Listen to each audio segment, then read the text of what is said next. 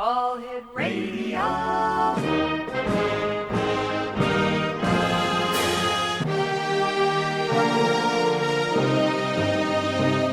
Welcome to the X Zone, a place where fact is fiction and fiction is reality.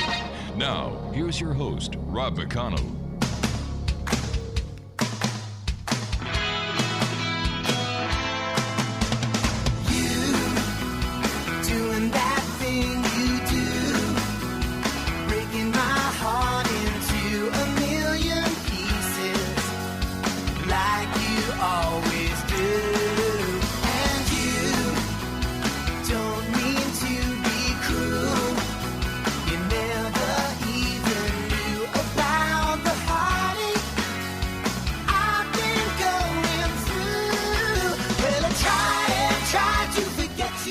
And welcome back to the X Zone, everyone. My name is Rob McConnell, and for the next 2 hours, I am your host. I am your guide as together we cross the time-space continuum to this place that I call the X Zone.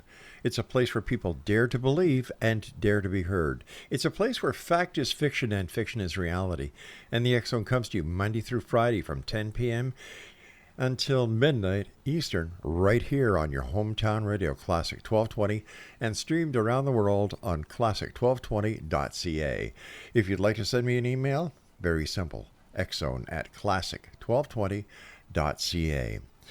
My guest this hour is a young lady I've had the pleasure of having the show on before. Her name is Becky McKIDDY-GYDESEN, and she is in Tucson, Arizona. And Becky is the President, CEO of Tucson Ghost Company, which was established in 2013. The company does tours, hunts, special events, and lectures. They're about entertaining people in the educational way. And if you'd like to visit them online, their email address, their website is TucsonGhostCompany.com. Joining me from Tucson is Becky McKIDDY-GYDESEN. And Becky, welcome back to the X Zone. Hi, thanks for having me. So I understand that you're really busy these days, even though it's not really ghost hunting season. Or is ghost hunting season each and every day in Tucson area? It's every day now.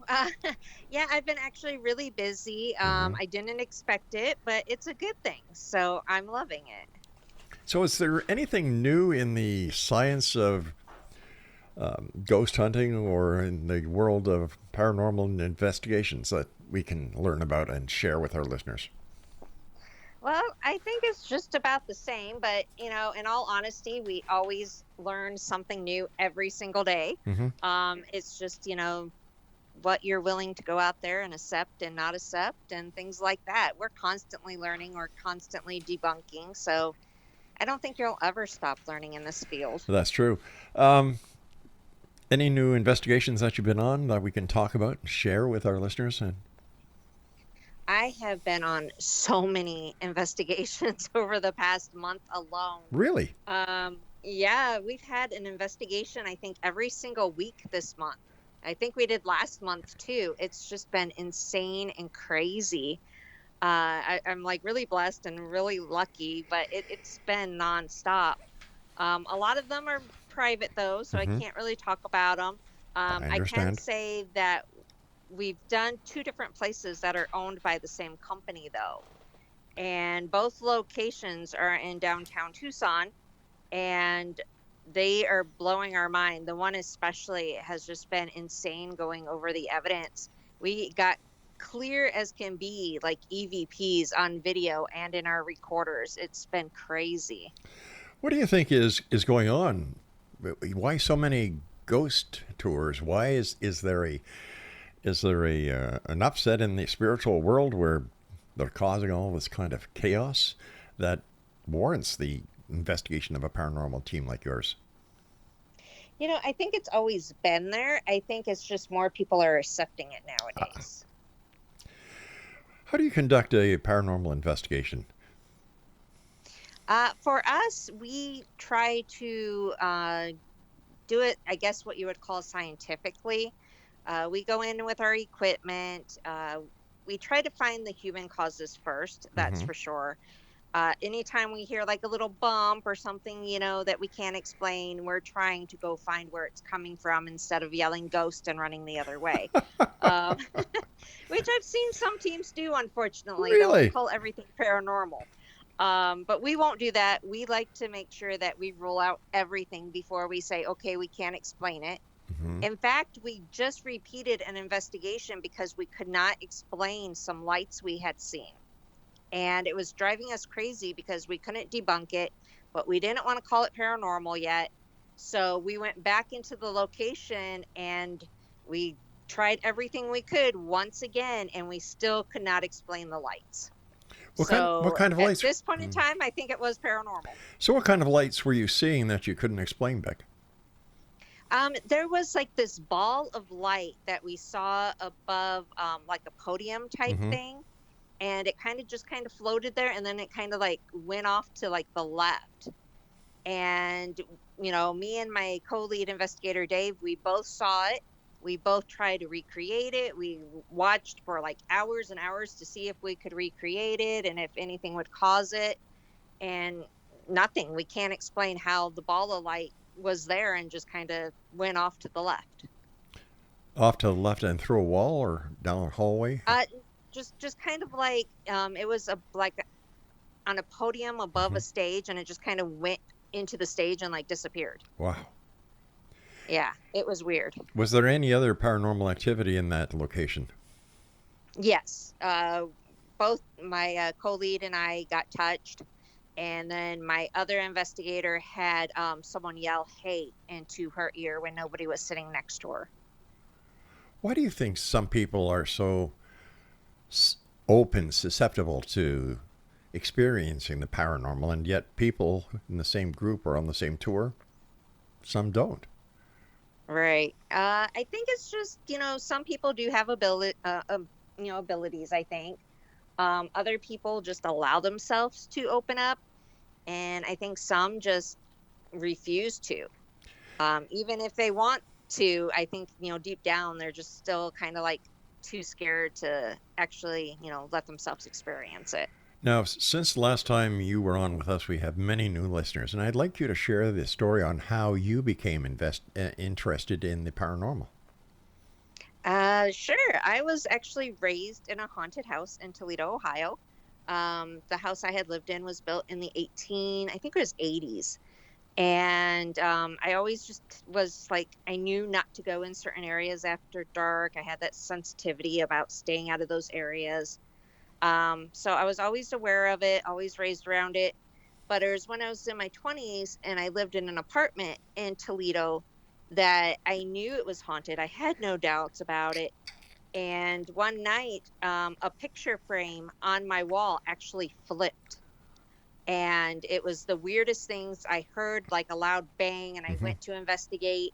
And, there is my picture frame, the hooks, that hold it on the wall facing me, and the glass and picture on the floor, and the glass was broke, of course. Wow. So that was the first time I had a major experience where I witnessed that they can move things and actually do things to let you know that they are there. So that's what really piqued my interest. And then I've had paranormal experiences my entire life. Some of them I didn't even know were paranormal experiences until I started reading books and got into this. And then I realized, hey, I experienced that at that location, and that was paranormal. So it's just something I've experienced my whole life, and I wanted to kind of get answers and find out more about it. So that's what piqued my interest. Over the years, Becky, what answers have you been able to put to so many perplexing questions? Well, I think I've created more questions by doing this for myself. But some of the answers that I have come to the conclusion of is they are basically just like us, just a different form of energy. And most of the time, they mean you no harm. They're just trying to communicate with you. They're just trying to let you know that they are there. And some of them want help, and some of them just are there for whatever reason. I think when I first started this, I was just more curious to, what it was, what was going on. And the more I do this, the more I realize that they are just people, just in different form of energy. Have you And ever, I'm sorry, I have more of a concern for them, I guess, now. have you ever had the wits scared out of you during an investigation? Yes, but not really by ghost. I'm one that I don't like bugs or rodents. Oh, So okay. living in Tucson, there's a ton of bugs. So yeah, I've been scared by bugs before. And then another one, which is actually just a recent one. Um, we were doing an investigation and we were trying to debunk something we heard, and we went into the other room, and the ice machine dropped a whole bunch of ice, and it was super loud, and that made me scream. So that wasn't paranormal. That was the ice machine, but it scared me and Dave, and we both like jumped and I screamed. So it was funny. What has been your toughest investigation that you've gone on? The one that you say is, that's the one that I will always remember. There's been a couple. I think one of them is when I helped this family. The kids kept saying that there was a bad shadow man in this one area, and I had went into that area, and I actually started feeling really sick in that area. But I like stood my ground. I told them that, they weren't allowed to scare the children anymore and all this stuff. And apparently what I did worked. And the family, never had any issues. The kids felt, fine. Mm-hmm. And they've kept in touch with me this whole time. And even to this day, whenever I've gotten down or frustrated with things in the paranormal, this lady always is like one of the first people to say, you better never quit. You helped me and my family. I can never thank you enough. So I'll always remember that one because she won't ever let me forget it. She's a sweet lady and I love her to death. We became friends, so it's really cool. How many members are there on your team when you go and do an investigation? Well, it depends because some investigations we don't need everyone there because it's a small location. Okay. But our active team members right now are of course, myself, my co-leads, which is Dave, May, and my daughter Aubrey. And then we took on some new members that we're still going through training with them. And that is Mandy, Kira, Zach, and Debbie. Those are our new members. All right, Beck, stand by. You and I have to take a commercial break here. And Okay. it's always so interesting to hear about experiences that people have when dealing with the paranormal. Is that the paranormal, or is what we consider normal the paranormal? Perplexing food for thought. I'll be back on the other side of this break with Becky as we continue here in the X Zone with yours truly, Rob McConnell, from our beautiful radio station and corporate offices here in St. Catharines. And you're listening to us on Classic 1220 and streaming around the world on classic1220.ca. So whatever you do, don't go away. We'll be right back.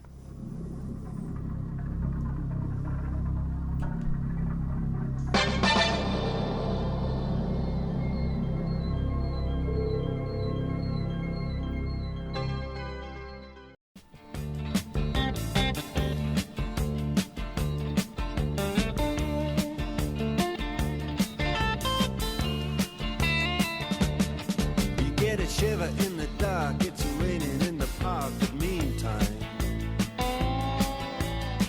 sound of the river, you stop and you hold everything. A band is blowing Dixie, double fall time. Welcome back, everyone. We're talking about ghosts this hour. Things that go bump in the night. How to properly do a paranormal ghost investigation. And with us to help understand more than we could any other way, because these people have the experience. They go out. They try to find the solutions to the problems that are very perplexing to the people who have these paranormal experiences. And joining me this hour is Becky McKIDDY-GYDESEN, and she is in Tucson, Arizona. Becky, what kind of training do you give your people? Basically, we want them to be trained on how to handle situations. We don't want them running in fear. We don't want them jumping to conclusions that it's ghost. Mm-hmm. And we also need them to be trained on how to handle the clients, because sometimes clients will freak out. So what we do is we will train on equipment, how to handle situations. We make sure that they understand that, they don't just sit there and go, oh, that was a knock. They get up and they go investigate what could have possibly caused it or something. So we keep all of our investigators in training for a year. And then after that year, we actually give them a quiz, believe it or not. And we ask them, what does the K2 do? What does, this do? What do you do if a client does this? So we actually quiz them to make sure they do understand the situation at hand before we give them the title of actual paranormal investigator. When you're screening a potential client, does it ever cross your mind that this may all be being caused because the client has some mental health issues or could be addicted to drugs? And this is what's causing the so-called paranormal experiences, that there's really nothing happening. How do you deal with that? We actually give like a client intake form to anyone that, comes to us. We had to start doing that because we started getting in so many cases that we couldn't do all of them. And in the form, everything's voluntarily, they can answer. It's not a must. But we do ask them, if they're on any type of medications. We ask them things like, have you had experiences in other homes? So we're kind of digging into their background and what's going on in their life to kind of figure out, is this something that is more related to them and something that they're doing maybe, or if it's more related to the property. Yes. And we just kind of go from there, and we kind of have to see how they're answering things. So we have questions laid out a certain way to see how they answer, to go from there. Have they ever gotten upset with you or your team because, based on the criteria that you've gone through with the intake information, you say to yourself, no, we're not going to do it? And if you say no to the client, do they ever get upset that you don't take them seriously or something? Yes. We've had one that was just, I think, this last year, that they wanted us to come in, but everything they were stating made us uncomfortable, and we didn't feel it was a safe environment for us to go into. And so they got really upset with us. They kept contacting us. And finally, they just left us alone, because I just stopped the back and forth with them, because there's nothing we could do. It was not a safe place for my team members to be, and we all agreed on it. So we didn't accept the case. Craig asked me to ask you this question. Have you ever been called to a homeless encampment where there is a haunted tent or makeshift shelter? No, actually, I have not. Well, there you go, Craig. I asked. Had that opportunity. Yeah. Where's been the weirdest place you've done an investigation? Let's see. The weirdest place. I would probably say having to go into attics. That's like something that is not the most enjoyable place to go. And it's only me and Dave that are willing to go into the attics. So we're the only two investigators that are willing to go into those cramped and tight and who knows what else type spaces. Is it because it's a confined area that you don't want to go up there, or is it because in case there is something up there, you don't have a lot of space to tail out of there? My main reasons for not liking to go to attics is because a lot of the times you have to take ladders, and I don't like climbing ladders. Smart lady. You're in the dark. You can't see, and you're climbing a ladder. Yeah, it's not the safest thing. At what age do you think that a person should consider becoming a paranormal investigator and joining a team? Well, that's a tricky question because of the fact that I do have daughters that do this. I think in reality, it's more up to the parents, but I would not allow anyone to join my team that's under the age of, I would say, 15 or 16, especially if they haven't been raised around it. My daughters have been. But if you haven't been raised about around it and your parents don't approve, I would definitely wait until you're 18. If you've had a lot of experiences and all that stuff, I would consider someone that's at least old enough to drive and things like that because of the way we handle things on this team. But my daughter's 17 and she is a full-time member of this team. So Have you ever been asked to go to a school and talk about being a paranormal investigator? And if so, what do the kids think? I actually have. We've gone to, I think, 2 or 3 different schools and we've talked about it. In fact, we investigated one of the schools that we went in to talk to about. Um, it's interesting. Some of the kids are really into it, and some of the kids are like, goofing off or whatever. But we've had a lot of, really good experiences with going to schools. I usually do take my daughter as long as she's not in class, Right. because she can relate to them on that level. And so they seem to get more interested when she's talking because it's another, kid, so to say, talking to other kids. So. What do the teachers say about the presentations that you give and how it might, hit home with certain teachers who've had their own paranormal experiences? Well, I think for the most part, any teacher, the teachers are the ones that invite us, and of course they have Hmm. to get permission. But I think any teacher that has invited us in has invited us in because of the fact that they've had experiences either at the school or in their own home. And so they get really curious, and that's why they want us to come in. And a lot of the times, I will admit it is around Halloween time, because they usually have like the class projects and stuff, and they do like ghost with history and stuff like that, and so that's why they like to call us in. You mentioned Halloween. I know for a fact that up here in Canada, you can't buy a black cat prior to Halloween for a couple of weeks, and the Humane Society ends up being filled with cats after Halloween. Why do people make the connection that there's supernatural activity, there's paranormal activity, and that they need a black cat, if possible?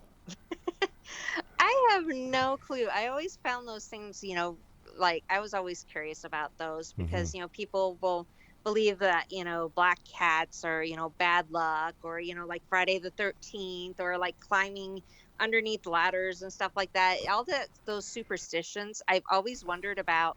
Uh, and it just, I think they're like the old folk tales, because my grandma used to tell me stuff like that, like, don't do that. It's bad luck. But I even own a black cat, and it's like the friendliest cat I've ever owned. So, Yeah, I know exactly how you feel because I owned a black long-haired Himalayan, and one of the most beautiful animals that I've ever had the pleasure of having. Uh, when you're out doing an investigation prior to going into a residence or a building or a piece of property, how do you protect yourselves from not bringing something unwanted home with you? well, I always tell my team members, this varies so much because it's going to depend on kind of like your religion and your beliefs. Hmm. Some people want to take certain gems, stones, crystals, what have you, in with them. Some would prefer like rosaries or anything. Some don't want to use anything, and I tell them it's their choice. I said, whatever you guys want to do to protect yourselves. But I said one of the main things that you should always do when you leave is you thank the spirits and you tell them, thank you for talking with me, but I ask that you do not follow me home, that you stay here. And that's one of the major things that I, always tell my investigators to do. In fact, all my public ghost hunts and things that I do, I tell people if you don't want things to follow you home, ask politely that they don't follow you home. Because 99% of the time, the spirits are going to be respectful as long as you are, and they're not going to follow you home. I personally, I don't do anything for protection. And the reason why I don't is because of the fact that if I'm going into a client's house who is saying that they're, feeling this or that, I don't want that protection because of the fact that if they're feeling that, I want to be open to see if I feel it so I can try to help solve what they're dealing with. That makes a lot of sense. people think that when paranormal investigators go into a location, that they're going to get something each and every time. And I've talked to enough investigators like yourself over the years to know it's like police work doing surveillance. Sometimes you get the bad guy, sometimes you don't. How frustrating is it for you and your team when you go to a location that maybe another team had results with, and your team gets nothing? Must be heartbreaking for you guys. Yeah, it's frustrating. And, this is one of the reasons we started screening things too, is because a lot of the residential cases we would go on, and we would get nothing. We would go there and they would complain about scratches in the wall, like hearing the scratching, and they had rodents, So there's a lot of times that we have been to locations and we get nothing. There's times that we've gone to active locations and have had nothing. And then the next time we go, it's nonstop. And then I think one of the most frustrating is when we go to a location and we see and we hear things personally, but we don't catch any of it as evidence. So we have nothing to present. That's really frustrating. I guess it would be. Becky, you and I have to take a break, so please stand by. Exonation, ghost, hauntings, things that go bump in the night are the order of day here in the X-Zone tonight. And if you'd like to send me an email, xzone@xzoneradiotv.com. You'll always get me there. Or here at the station, xzone@classic1220.ca. Are you a believer or are you a skeptic? Send me an email, xzone@classic1220.ca. Becky and I will be back on the other side of this short break. Don't go away.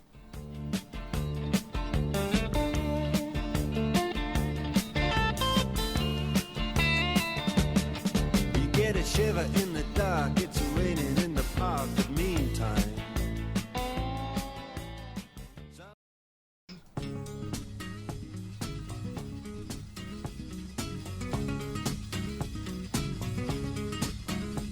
Jolene, Jolene, Jolene, Jolene, I'm begging of you, please don't take my man.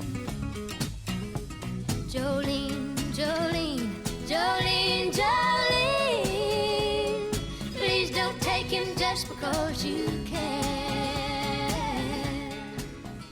Welcome back, everyone. Becky McKIDDY-GYDESEN is our special guest this hour. And she is in Tucson, Arizona. If you'd like to contact Becky about, let's see, maybe you have a ghost story you'd like to share with her. Maybe you're having some kind of problems at home that maybe Becky or a member of her team may be able to help you with. The email address, well, not the email address, but the website is, are you ready for this, guys? Do you have your pencil and paper handy? Are you sure? Becky, why don't you tell them what your website is? It's TucsonGhostCompany.com. And then for the paranormal team, it's actually TucsonGhostSociety.com. What's the furthest that you've traveled to do an investigation? Well, I personally have done them out of state. Mm-hmm. But as a team, we have gone, I think, probably about 4 hours out of our way. So still in Arizona, but, close enough to drive. How haunted is Arizona? It's got a rich history. Yes, it does. I mean, come on, we're, Wyatt Earp and, the Wild West. Woohoo! It's actually really haunted. One of the things about Arizona that I find hilarious, well, not really hilarious, but we tend to build on top of our old cemeteries. Uh-oh. Yeah. So Not a smart move. yeah, so that's, why a lot of downtown Tucson's haunted, because they just decided, let's build on top of these cemeteries that are falling apart and in despair.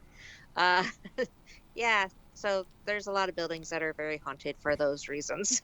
Isn't that disrespectful to those who have passed? Yeah, it is, but back in the day, they didn't really think about things like that and didn't really care. And like Tucson was one of those places that they started tearing down our old Presidio, And after they were pretty much done dismantling it type thing, they decided, oh, this is part of our history. Maybe we shouldn't have done that. And they rebuilt some of it. So, Oh, God. and I know that because my husband was part of the project to help rebuild some of it. Oh, heavens. Becky, have you ever done an investigation in a museum? The other night I had Rick McCallum on, who has a paranormal tour and investigation agency in Hollywood. He was the stunt double for Chuck Norris, Clint Eastwood, Leslie Nielsen, and now he does these tours because he's had it with the movie industry, and after what I think he said 50 or 55 years of doing it, he said that he's much happier and he feels a lot safer just dealing with the ghosts. And they did an investigation at the LAPD museum, and he said it is haunted like crazy because of all the artifacts they have from crime scenes that are in the museum. Have you had that experience with museums? Yes, I have. I have actually investigated a couple different museums. One that we actually have a working relationship with is the Arizona Historical Society, which is, near the U of A campus here in town. And that does have a lot of like Arizona artifacts in it and things that date back from like the 1800s. And they've always had a lot of paranormal activity there. And we've gotten to investigate there, and it's crazy. It's insane. And we've gotten to do events with them, and it's been really cool. But I think just everything that the history and that energy that it holds. I mean, they have pictures from people back in the 1800s, which, we know that back in those days, if you got your picture taken, it wasn't very often. So, and the furniture from like the 1800s and things like that. I think they even have like Wyatt Earp's wedding ring, if I remember correctly. So just a ton of artifacts and things that hold all that energy. And so, yeah, museums can definitely have that energy in those hauntings. There was a lot of bloodshed in Arizona, I believe, the different wars. Have you gone to any of these battlefields or where these events took place? And how haunted are they? Downtown Tucson was like part of the original Presidio wall that, protected, our people and things like that. And downtown Tucson is extremely haunted. I've been to Tombstone, and everyone knows about the OK Corral. Yes. And that town is definitely haunted. So it definitely holds that energy. And we also have a lot of, mining communities, out west. And those mining communities really seem to hold a lot of that energy too, because, people were in danger all the time when they were doing these, this mining back in those days. And so a lot of those towns are very haunted too, like Bisbee. Is it because the spirits, the ghosts, don't want to leave? Or is it because they want to stay? Or they don't know how to leave? I often wonder if the ghosts themselves know they're dead. How can you help these spirits who are kind of lost? Sometimes they don't realize they're dead. I've noticed that some of them, really don't know the difference. Some of them just don't want to leave for whatever reason. And sometimes we don't find out that reason. They just want to stay behind for whatever. And some of them are scared to cross over for whatever reason. And I do have a case that I did that I know that was the fact, because there was a guy who was haunting his place that his parents used to own, and he had an attachment there. And he was raised Catholic. His name was Carl, and he had committed suicide. Mm-hmm. And for those who are familiar with the Catholic religion, they believe that if you commit suicide, you do not go to heaven. And so he was afraid to cross over because he was afraid of what was waiting for him. And we came in contact with him, and he actually made a special connection with me. And unfortunately, he made me feel really depressed. But when I figured out what was going on and I figured out it was him, I asked through like an EVP session, what he needed me to do. And he came back and said that he needed me to pray for him.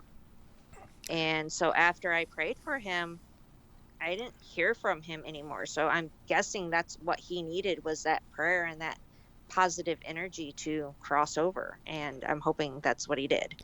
Do the indigenous members of the state of Arizona, do they do paranormal investigations as well? And how different is a First Nations method of paranormal investigating compared to yours? I honestly don't think they do. I know there's like a ton of paranormal teams here and everything, but I don't think the state actually like recognizes it at all. Okay. Why do you do what you do? Why do ghost hunters want to go out, continue to try to prove something that most of the citizens of Canada, the United States, really don't think exists? How do you Right. deal with that? How do you deal with that that lack of optimism? I always say that I'm not here to prove that they exist. In fact, if you're going to quiz me, I'm going to show you all the things that I have debunked. Mm-hmm. And the reason being is because of the fact that in order to prove it exists, you have to kind of prove what you can debunk first, because of the fact that if you can't debunk something and you're showing them, look, I debunked this, but I couldn't this, you might get them to think a little bit more. But I don't do this to prove that exists. I don't do this for anything other than the fact that my curiosity was piqued when I was younger, and I really wish that I had someone there that could have told me and helped me understand it. And so I do this to help clients, to help people understand, and honestly to help the spirits, to talk to them. And I do this to educate people. And that's why I do, the public ghost hunts, because I don't want people going out there and being disrespectful and stupid when it comes to this stuff, because it all needs to be respected. And that's my main goal, is to show that even if you don't believe, it still needs to be respected. When people keep going to places like Waverly, time and time again, and that place has always a paranormal team doing something in it, is it disrespectful to keep on bothering these souls who should be at rest?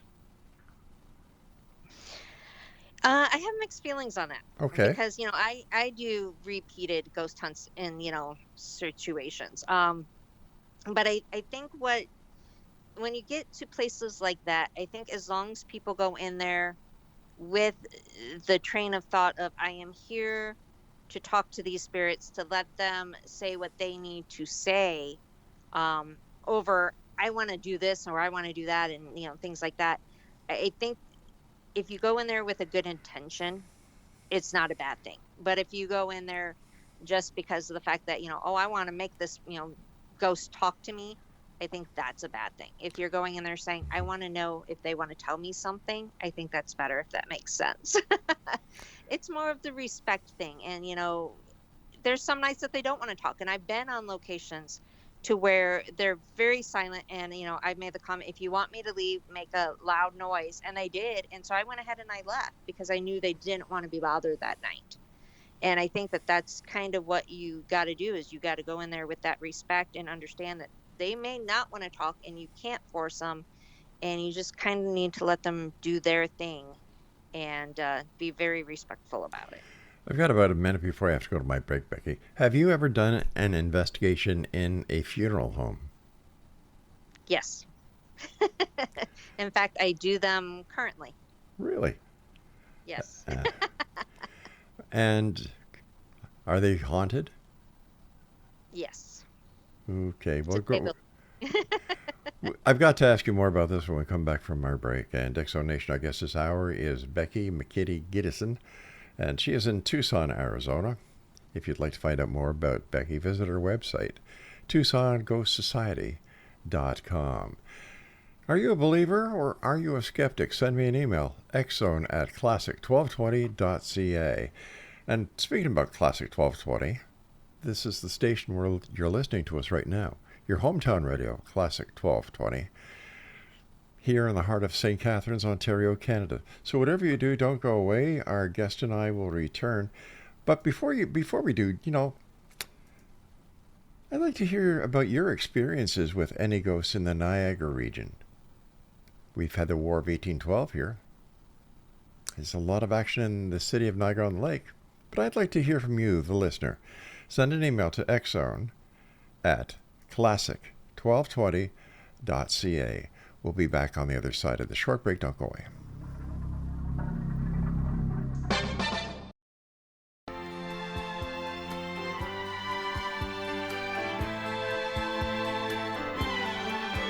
What's it take to be a believer? Tell me who's to say. You think that we'd have come this far, looking back on yesterday? Because you hadn't seen sun, you tend to disbelieve. Though you've never known death, when someone dies, you grieve. Though you never seen the good Lord. And welcome back, everyone. This is the final hour of tonight's show. I want to thank each and every one of you listening in your car, your office, wherever you are, to sharing your night with us here on the X-Zone, on your hometown radio, Classic 1220, and streamed around the world on classic1220.ca. Our guest this hour is Becky McKIDDY-GYDESEN, and she's in the paranormal business. It's a great business to be in these days. Her website is TucsonGhostSociety.com. Now, you actually have a business, Becky, and, Yes. and tell us about that. It was actually just something that was kind of thrown my way, not something I had planned to do with my life. But we do ghost tours. We have the Tucson Ghost Tour, which is a walking tour of downtown Tucson. And then we have the Ghost Experience, which is a ghost hunt, which is at JoJo's in downtown Tucson. It used to be La Cocina, and I keep wanting to call it that. And then I have two new ones that I do on a weekly basis, and they are actually in Tombstone, Arizona. So I've expanded to Tombstone, and I'm working with Hotel Tombstone. Mm-hmm. And then before the break, we were talking about the funeral home. Yes. I am working with Undertaker's Espresso Bar, which used to be a funeral home in Tombstone, Arizona. So it's now an espresso bar, but it used to be a funeral home. Yes. And a museum and a bank and all kinds of things. It's switched hands so many times. But yeah. So what kind of paranormal activity do you had at the funeral home? We've seen shadows. I think every team member has seen a shadow there. And footsteps. Oh my gosh, the footsteps are so loud. They sound like they're walking right up to you. And, hearing like voices in the moment and getting really good voices, on the EVPs. The one thing that my daughter was so thrilled about was her and May both heard a horse. Oh, that's a first, they heard a horse neigh. And they didn't hear the footsteps of the horse or anything like that. It was just the neigh of a horse. And we try to debunk that thinking, okay, well, there was horses out on, Allen Street or whatever. After dark, you're not allowed to have horses in that area. So and it was just the one neigh. That was it. If it would have been a live horse, you would think you would have heard more to go with it. I'm trying to imagine that. Here you have a professional group of paranormal people looking into the paranormal aspect of a funeral home, and and all of a sudden you get the horse neighing. Yeah. How come we don't get more? I'm sorry. The fact that they used to take horses with the Black Mariah. That's how they took the bodies to Boot Hill. Oh, I see. Yeah. So how come we don't see ghosts of animals? Sometimes you do. I've had situations to where I've never personally seen, well, I can't say I've never personally seen an animal. I've seen things low to the ground that I assume was an animal. Um, but we've had a lot of people say that they have seen the animals, and we have definitely caught animals in our EVPs and things like that. So I do believe that they are there. All right. I understand how an EVP works. You ask a question, you pause, Right. and then they go on. But how would you get an EVP of an animal? Well, you can't really coach it to say anything. It just ends up appearing in your EVP.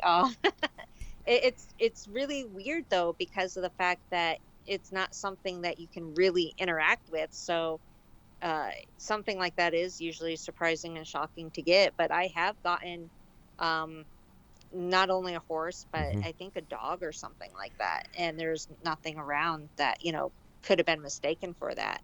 And It's very interesting, and it's not like you can go here, puppy, puppy, puppy, bark into the thing. So it's harder to catch, but we have caught them, which is really cool. mind you, there have been reports of ghost trains, Right. throughout recent history, and then ghost ships as well.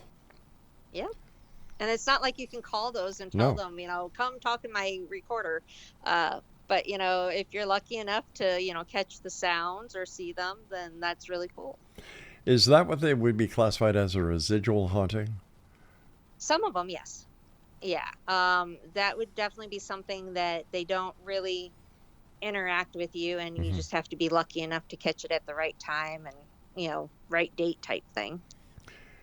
Why do all ghost investigations, that I'm aware of, why are they conducted at night? What's the reasoning behind this? Because if a house is haunted, wouldn't they be able to do the investigation during the day? Yes. Yeah.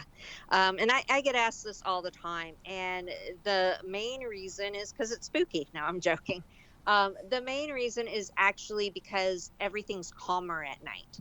So you don't have as many people out on the street. You don't have as much traffic.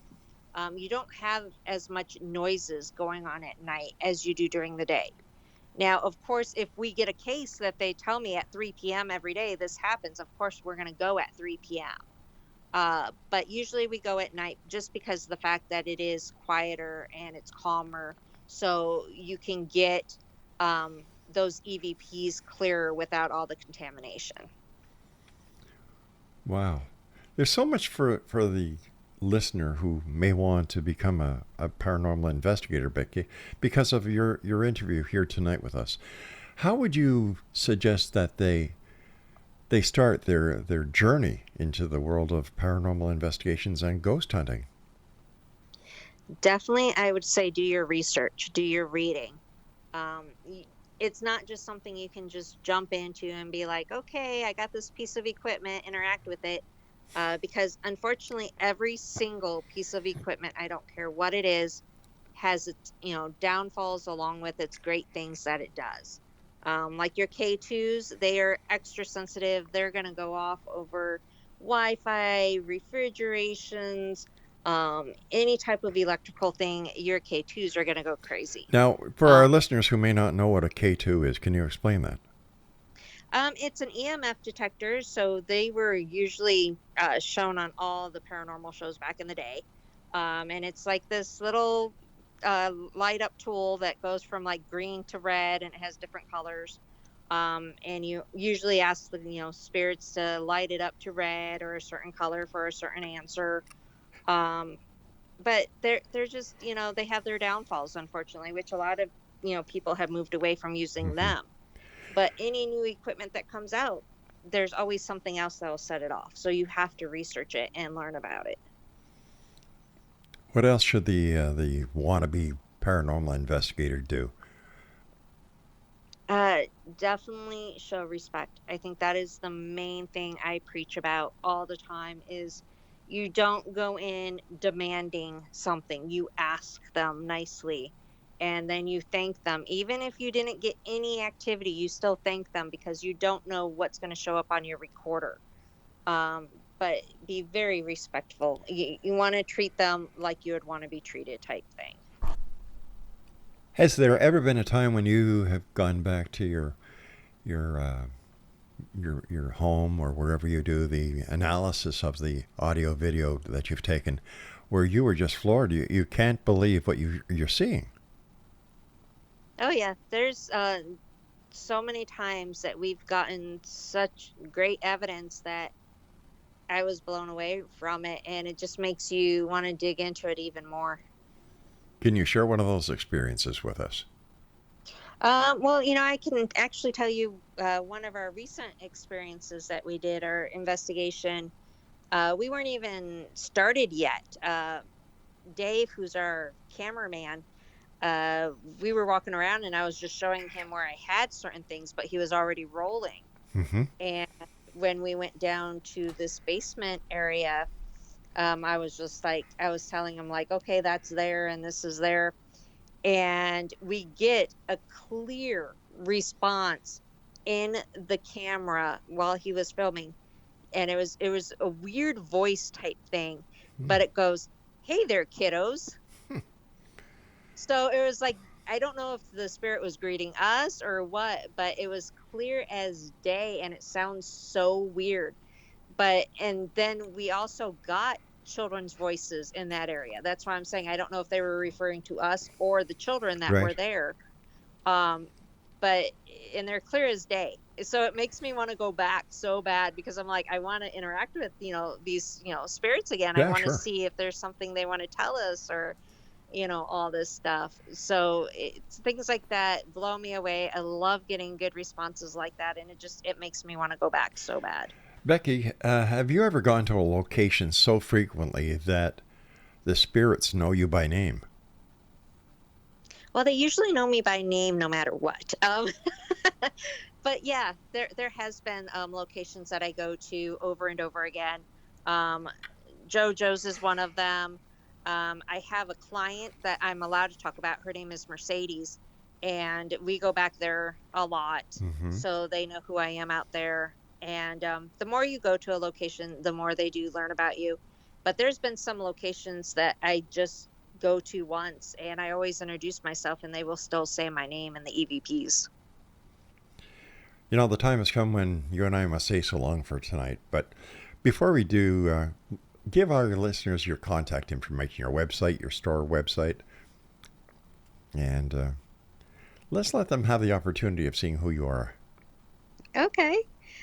Well, I have a couple different websites. For the company, it's TucsonGhostCompany.com. Mm-hmm.